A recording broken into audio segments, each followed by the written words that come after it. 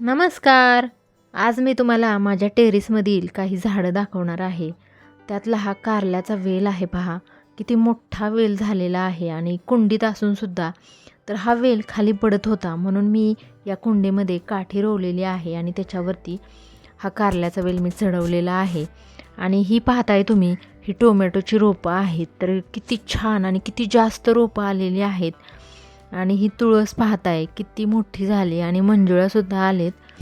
आणि मला वाटतं की पुरेसा सूर्यप्रकाश आणि पाणी असेल ना तर झाडं कुंडीमध्ये सुद्धा छान वाढतात.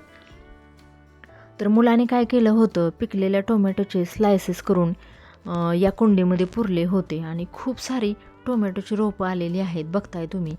आणि या कारल्याच्याच कुंडीमध्ये मी एक नासलेलं लिंबू होतं, तर ते मी 4 महिन्यापूर्वी पुरलं होतं. तर त्याची रोपं आत्ता दिसायला लागलेली आहेत आणि 4च रोपं आलेली आहेत.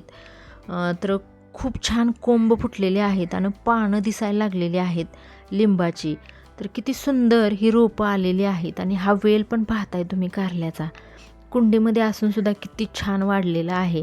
लवकरच याला फुलेसुद्धा येतील आणि कारलेसुद्धा येतील. तर ही झाडे तुम्हाला कशी वाटली कमेंटमध्ये नक्की सांगा.